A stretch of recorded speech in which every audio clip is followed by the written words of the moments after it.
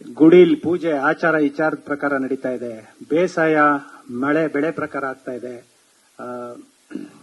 ಎಲ್ಲ ಅದ್ರ ಪ್ರಕಾರ ಅದು ನಡೀತಾ ಇದ್ದಾಗ ನಿಮ್ದೇನೋ ಕಾನೂನು ಪ್ರಕಾರ ಇದನ್ನ ನಾನು ನಮ್ಮ ಗೆಳೆಯರು ಬರೆದಾಗ ಜಡೇಶ್ ಅವರು ಏನು ರಿಪ್ಲೈ ಮಾಡಲಿಲ್ಲ. ಯಾಕಂದ್ರೆ ನಾವು ಸರ್ವೈವರ್ ಬರ್ದ್ಬಿಟ್ಟಿದ್ವಿ. ಈ ರೂಲರ್ದು ಬರೀಬೇಕಾಗಿದ್ರೆ ಸ್ವಲ್ಪ ಜಾಸ್ತಿ ಬೇಕಾಗಿತ್ತು. ಏನ್ ಹೇಳೋದು, ಒಬ್ಬ ವ್ಯಕ್ತಿ ನೋಡಿದ್ರೆ ನನ್ನ ಹತ್ರ ಇಡೋದು 2 ಟೊಮಾಟೊ ಅನ್ಕೊಂಡ್ ಬಂದವರು, ಇವ್ರು ನೋಡಿದ್ರೆ ನಂದು ಒಂದೇ ಮೊಟ್ಟೆ ಅನ್ಕೊಂಡ್ ಬಂದವರು.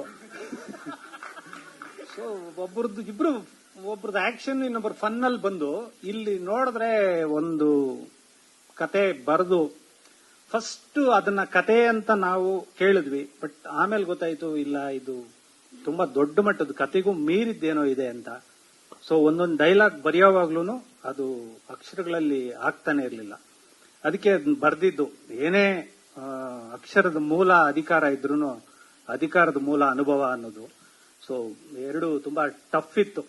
ಸರ್ವೈವರು ಇದು ಇವರಿಬ್ಬರನ್ನು ಗಮನಿಸಿದಾಗ ಒಂದೇ ದಿಕ್ಕಲ್ಲಿ ಹೋಗ್ತಾ ಇದ್ದವರು.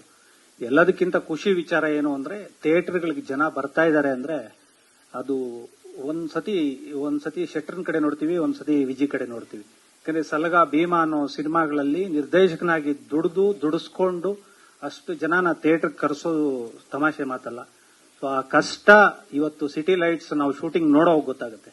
ನಾನ್ ಆರ್ಟಿಸ್ಟ್ಗಳನ್ನ ಕರ್ಕೊಬಂದು ಅವ್ರಿಗೆ ಡೈಲಾಗ್ ಕೊಟ್ಟು ಸಾಕಮ್ಮ ನೀನ್ ಅಷ್ಟೇ ಮಾಡಮ್ಮ ಸಾಕು ನಾನು ತಗೋತೀನಿ ಅನ್ಬಿಟ್ಟು ಕ್ಯಾಮ್ರಾಮೆನ್ಗಳನ್ನ ಆ ಮೋರಿಗಳ ಅಂಚುಗಳಲ್ಲೆಲ್ಲ ಕ್ಯಾಮ್ರಾ ಎತ್ಕೊಂಡು ಓಡಾಡೋವಾಗ ನಮ್ಗೆ ಭಯ ಆಗುತ್ತೆ. ಕೋಟ್ಯಾಂತರ ರೂಪಾಯಿ ಕ್ಯಾಮ್ರಾ ಗುರು ಅಂತ ಅವರಂತೂ ಆ ಕ್ಯಾಮ್ರಾ ಕಾಯೋರು ಹಿಂಗ್ ಕಾಯ್ತಿರ್ತಾರೆ.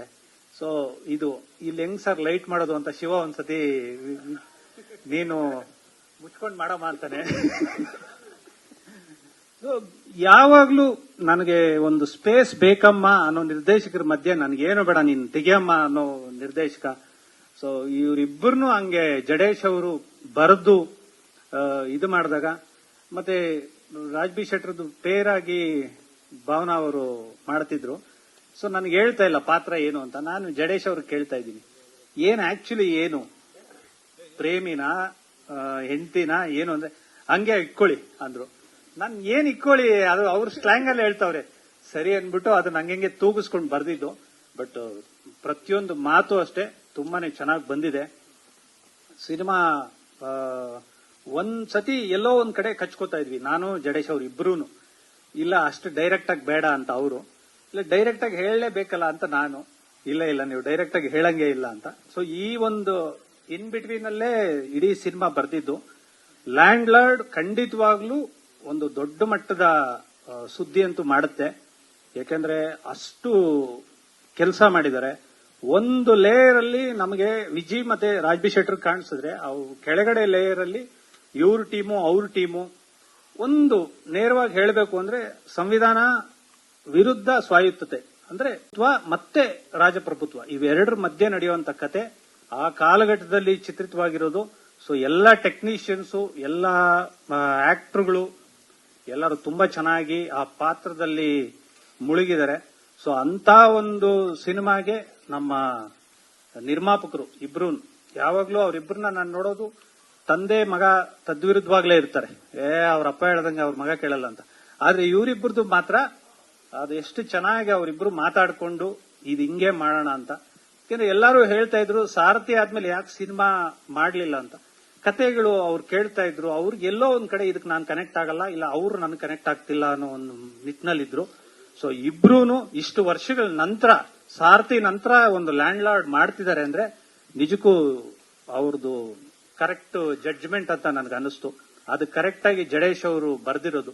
ನನಗೆ ಜಡೇಶ್ ಅವ್ರ ಕತೆಗಳು ಅಂದಾಗ ಫಸ್ಟ್ ನಾನು ಯಾವುದೇ ಒಂದು ಕೆಲಸ ಇರಲಿ ಓಡೋಗ್ಬಿಟ್ಟು ಆ ಕತೆ ಕೇಳೋ ನನ್ಗೆ ಇಂಟ್ರೆಸ್ಟ್. ಆಯಪ್ಪ ನೆಲದ ಕತೆಗಳನ್ನ ಹಂಗೆ ಅಗದು ಮಾಡ್ತಾನೆ. ಯಾವಾಗ್ಲೂ ಹೇಳ್ತಾ ಇರ್ತೀನಿ ಗುರು ಒಂದು ಬಾವಿ ಅಗಸ್ತ್ಯ ನೀರ್ ಸಿಕ್ಕಿದ್ಮೇಲೆ ತಿರ್ಗಾ ಗಡಪಾರಿ ಕೊಡ್ತಿಲ್ಲ ಗುರು ಇನ್ನೂ ಹಾಗೆ ಅಂತ. ನೀರ್ ಸಿಕ್ಕಿದ್ಮೇಲೆ ಏನು ಅಂದ್ರೆ ಇಲ್ಲ ಅದ್ರ ಒಳಗಡೆ ಇನ್ನೇನೋ ಸಿಗ್ಬೋದು ಅಂತ. ಸೊ ಆ ಮಟ್ಟದ ಕೆಲಸ ತಗೋತಾರೆ. ಸೊ ಕಲಾವಿದರುಗಳಂತೂ ರೋಸ್ ಹೋಗ್ಬಿಟ್ಟಿರ್ತಾರೆ. ನಾನು ಸೆಟ್ಗೆ ಹೋದಾಗ ರಾಜ್ಬಿ ಶೆಟ್ಟರ್ ನೋಡಿದೆ.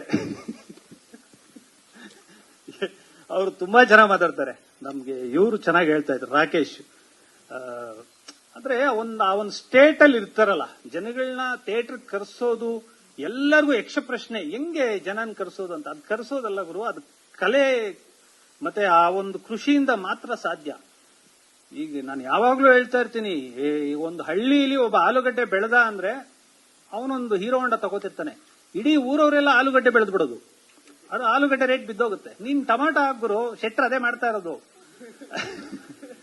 ಅವ್ರು ಹೀರೋ ಹೊಂಡ ತಗೊಂಡಿದ ತಕ್ಷಣ ನೆಕ್ಸ್ಟ್ ಟ್ರ್ಯಾಕ್ಟರ್ ಕೈ ಹಾಕ್ತಾರೆ, ಶೆಟ್ರು ಈ ಆಲೂಗಡ್ಡೆ ಹಾಕಿದ್ರು ಅಂತ ಎಲ್ಲ ಆಲೂಗಡ್ಡೆ ಹಾಕ್ಬಿಟ್ರು. ಹಂಗಾಗಲ್ಲ. ಬಟ್ ಅವ್ರ ಕೃಷಿ, ನನಗೆ ವಿಜಯ್ ಅವರು ಮತ್ತೆ ರಾಜ್ಬಿ ಶೆಟ್ಟಿ ಏನಕ್ಕೆ ಇಷ್ಟ ಅಂದ್ರೆ, ಇಂದ ಸಿನಿಮಾ ಮಾಡ್ಕೊಂಡು ಬಂದು ಇವತ್ತು ತಿದ್ದಿ ಅವ್ರನ್ನ ಅವರೇ ತಿದ್ಕೊಂಡು, ಹೌದು ಅವರು ನೋಡಿದ್ದಾರೆ, ಸೋಲುಗಳನ್ನ ಅವರು ಕಂಡಿದ್ದಾರೆ, ಗೆಲುವುಗಳನ್ನೆಲ್ಲ ಅವರು ಸಂಭ್ರಮಿಸಿದ್ದಾರೆ. ಬಟ್ ಯಾವತ್ತು ತಲೆಗೆ ತಗೊಂಡಿಲ್ಲ. ತಲೆಗೆ ತಗೊಳ್ಳದೆ ಕೆಲಸ ಮಾಡ್ಕೊಂಡು ಹೋಗೋದು, ಜನಗಳನ್ನ ಕರೆಸಬೇಕು. ಹೌದು, ಇವತ್ತಿನ ಪರಿಸ್ಥಿತಿ ಹೆಂಗಿದೆ ಅಂದ್ರೆ, ಯಾವ್ದೋ ಮಲಯಾಳಂ ಸಿನಿಮಾಗೆ ಥಿಯೇಟರ್ಗೆ ಬರ್ತಾ ಇದಾರೆ ಅಂದ್ರೆ ಹೌದು ಖುಷಿ ಆಗುತ್ತೆ, ಹೌದು ಕಂಟೆಂಟ್ ಚೆನ್ನಾಗಿದೆ, ಬಂದಿದ್ದಾರೆ, ನಮಗೂ ಬರ್ತಾರೆ, ನಮ್ ಜನ ತಾನೇ ನೋಡೋದು. ಬಟ್ ಕನ್ನಡದಲ್ಲಿ ಯಾವತ್ತು ಆ ಕಂಟೆಂಟ್ ಇದ್ರೆ ಖಂಡಿತವಾಗ್ಲೂ ಬರ್ತಾರೆ, ಜನ ಆಶೀರ್ವಾದ ಮಾಡ್ತಾರೆ. ಆ ಒಂದು ಭರವಸೆ ಅಂತೂ ಲ್ಯಾಂಡ್ ಲಾರ್ಡ್ ಸಿನಿಮಾ ಮೇಲಿದೆ. ಅದಕ್ಕೆ ಹಣ ಹೊಡೆದಂತ ನಮ್ಮ ನಿರ್ಮಾಪಕರು ಹೇಮಂತ್ ಗೌಡ್ರು ಮತ್ತೆ ನಮ್ಮ ಸತ್ಯಪ್ರಕಾಶ್ ಸರ್, ತುಂಬಾನೇ ಮಿತ್ರ ಅವ್ರು ಹೇಳಿದ್ರು, ಅವ್ರ ಕೈ ತುಂಬಾ ಕಾಸು ಬರುತ್ತೆ ಅಂತ. ಖಂಡಿತವಾಗ್ಲು ಅವ್ರು ಬಂದ್ರೆ ಎರಡೂ ಕೈಯಲ್ಲಿ ತಿರ್ಗಾ ಸಿನಿಮಾಗೆ ಹಾಕ್ತಾರೆ. ಸೊ ಆ ಒಂದು ಪ್ರೀತಿ ಅಂತೂ ಇದೆ. ಮತ್ತೆ ಕಲಾವಿದರು ತುಂಬಾ ಚೆನ್ನಾಗಿ ನಟಿಸಿದ್ದಾರೆ.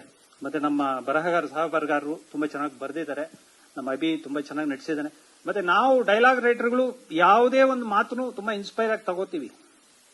ಫಾರ್ ಎಕ್ಸಾಂಪಲ್, ರಾಕೇಶ್ ಅವರು ಒಂದು ಮಾತು ಹೇಳಿದ್ರು, ಒಂದು ರೀಲ್ ಆಗಿತ್ತು, ಅದು ಕನ್ನಡನ ಬೆಳೆಸಬೇಕು ಅಂತ. ಅವ್ರು ಎಷ್ಟು ಚೆನ್ನಾಗಿ ವಿಡಂಬನಾತ್ಮಕವಾಗಿ ಹೇಳಿದ್ರು, ಗುರು ನೀವ್ ಯಾರು ಬೆಳೆಸಬೇಡ ಗುರು, ಅದು ಅಲ್ಲಿದೆ, ನೀನ್ ಅದ್ರ ಹೆಸರು ಹಾಕೊಂಡು ನೀನ್ ಯಾಕೆ ಬೆಳಿತೀಯ ಅಂತ ಹೇಳಿದ್ರು. ಅದು ಎಷ್ಟು ವೈರಲ್ ಆಗಿತ್ತು ಅಂದ್ರೆ, ಸೊ ನಾವು ರೈಟರ್ಗಳು ಯಾರು ಏನೇ ಮಾತಾಡಿದ್ರು ಅದರಲ್ಲೊಂದು ಇನ್ಸ್ಪೈರ್ ಆಗ್ತೀವಿ. ತುಂಬಾ ಚೆನ್ನಾಗಿ ಮಾತಾಡಿದಾರೆ, ಅದು ಯಾರೇ ಮಾತಾಡಿರ್ಬೋದು, ಆ ಮಾತನ್ನ ಗ್ರಹಿಸ್ತೀವಿ. ಸೊ ಆ ಒಂದು ನಿಟ್ಟಿನಲ್ಲಿ ಕೆಲಸ ಮಾಡ್ತಾ ಇದೀವಿ. ಮತ್ತೆ ಜಡೇಶ್ ಅವ್ರಿಗೆ ತುಂಬಾ ಥ್ಯಾಂಕ್ಸ್. ಇಂಥ ಇಬ್ಬರು ಕಲಾವಿದರನ್ನ ನಿಮ್ಮ ಒಂದು ಪಾತ್ರಗಳಿಗೆ ದುಡಿಸ್ಕೊಂಡಿರೋದು, ಮತ್ತೆ ಅವರಿಬ್ಬರನ್ನ ವಿರುದ್ಧ ದಿಕ್ಕಿನಲ್ಲಿ ನಿಲ್ಸಿರೋದು, ಅದು ನಿಜಕ್ಕೂ ಎಲ್ಲರನ್ನೂ ಖುಷಿ ಕೊಡುತ್ತೆ. ಈ ಸಿನಿಮಾ ನಿಮ್ಮ ಶ್ರಮಕ್ಕೆ ಪ್ರತಿಫಲ ಕೊಡುತ್ತೆ ಅಂತ ಈ ಮೂಲಕ ಹೇಳ್ತಾ ಇದ್ದೀನಿ. ಮತ್ತೆ ನಮ್ಮ ಜನನ ಕೇಳ್ಕೊತಾ ಇದ್ದೀನಿ. Thank you so much.